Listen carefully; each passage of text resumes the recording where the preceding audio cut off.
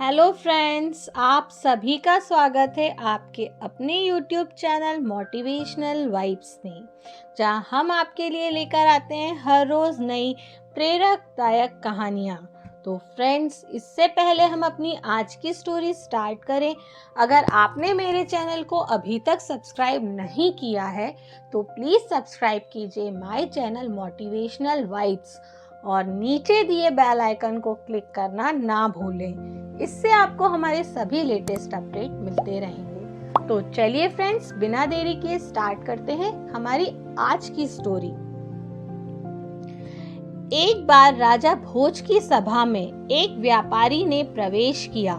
राजा भोज की दृष्टि उस पर पड़ी तो उसे देखते ही अचानक उनके मन में विचार आया कि कुछ ऐसा किया जाए ताकि इस व्यापारी की सारी संपत्ति छीनकर राजकोष में जमा कर दी जाए।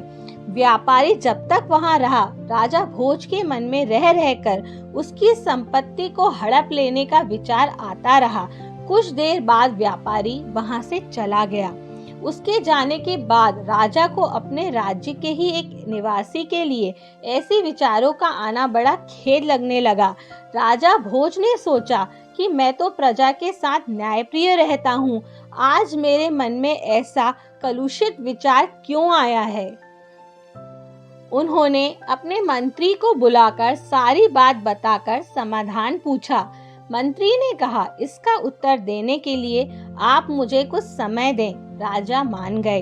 मंत्री विलक्षण बुद्धि का था। वह इधर उधर सोच विचार करने लगा तथा समय पाकर वह सीधा व्यापारी से मैत्री गांठने पहुंचा। व्यापारी से मित्रता करने के बाद वह उससे पूछने लगा, मित्र, तुम चिंतित क्यों हो? भारी मुनाफे वाले चंदन का व्यापार करते हो, फिर चिंता कैसी? व्यापारी बोला, मेरे पास उत्तम कोटि के चंदन का बड़ा भंडार जमा हो गया है। चंदन से भरी गाड़ियां लेकर अनेक शहरों में चक्कर लगाए, पर अभी तक नहीं बिकता। बहुत धन इसमें फंसा हुआ है। अब नुकसान से बचने का कोई उपाय ही नहीं है। व्यापारी की बातें सुनकर मंत्री ने उससे पूछा, क्या इस हानि से बचने का कोई उपाय नहीं है? व्यापारी हंसकर कहने लगा, अगर राजा भोज की मृत्यु हो जाए तो उनके दाह संस्कार के लिए सारा चंदन बिक सकता है। अब यह अंतिम मार्ग है। व्यापारी की इस बात से मंत्री को राजा के उस प्रश्न का उत्तर मिल चुका था जो उन्होंने व्यापारी के संदर्भ में पूछा था। मंत्री ने कहा, तुम आज से प्रतिदिन राजा का भोजन पकाने के लिए 40 किलो चंदन राज रसोई में भेज दिया करो। पैसे तुम्हें उसी समय मिल जाएंगे। व्यापारी यह सुनकर बहुत खुश हुआ।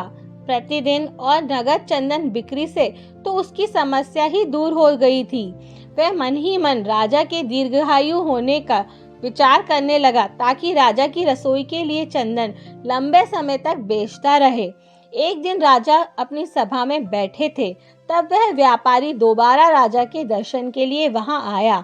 उसे देखकर राजा के मन में विचार आया कि यह कितना आकर्षक व्यक्ति है, इसे कुछ पुरस्कार अवश्य ही देना चाहिए।